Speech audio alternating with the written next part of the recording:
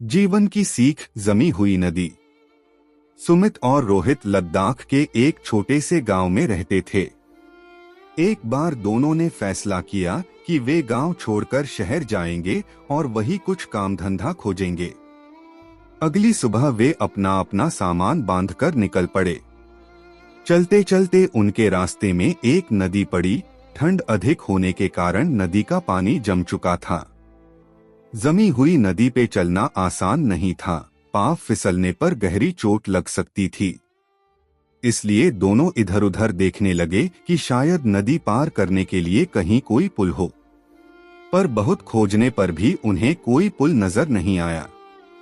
रोहित बोला, हमारी तो किस्मत ही खराब है, चलो वापस चलते हैं, अब गर्मियों में शहर के लिए निकलेंगे। नहीं, सुमित बोला, नदी पार करने के बाद शहर थोड़ी दूर पर ही है और हम अभी शहर जाएंगे। और ऐसा कहकर वो धीरे धीरे आगे बढ़ने लगा।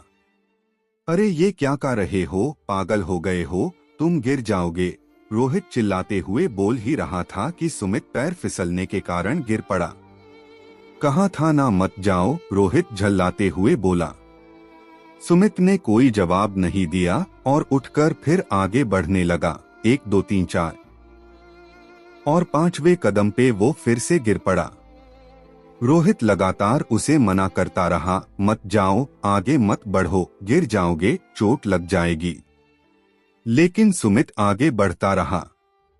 वो शुरू में 2-3 बार गिरा जरूर, लेकिन जल्द ही उसने बर्फ पर सावधानी से चलना सीख लिया और देखते देखते नदी पार कर गया। दूसरी तरफ पहुंचकर सुमित बोला, देखा मैंने नदी पर कर ली और अब तुम्हारी बारी है। नहीं, मैं यहाँ पर सुरक्षित हूँ। लेकिन तुमने तो शहर जाने का निश्चय किया था। मैं ये नहीं कर सकता। नहीं कर सकते या करना नहीं चाहते। सुमित ने मन ही मन सोचा और शहर की तरफ आगे बढ़ गया। दोस्तों, हम सबकी जिंदगी में कभी न कभी ऐसे मोड़ आ ही जाते हैं जब जमी हुई नदी के रूप में कोई बड़ी बाधा या चैलेंज हमारे सामने आ जाता है और ऐसे में हमें कोई निश्चय करना होता है। तब क्या हम खतरा उठाने का निश्चय लेते हैं और तमाम मुश्किलों, डर और असफलता के भय के बावजूद नदी पार करते हैं, या हम सेफ रहने के लिए वही खड़े रह जाते हैं जहां हम सालों से खड़े थे। जहां तक दुनिया के सफल लोगों का सवाल है, वे रिस्क लेते हैं। अगर आप नहीं लेते तो हो सकता है आज आप बिल्कुल सुरक्षित हो, आपके शरीर पर एक भी घाव ना हो, लेकिन जब आप अपने भीतर झांकेंगे तो आपको अपने अंदर जरूर कुछ ऐसे जख्म दिख जाएंगे जो आपके द्वारा अपने सपनों को के लिए कोई प्रयास ना करने के कारण आज भी हरे होंगे।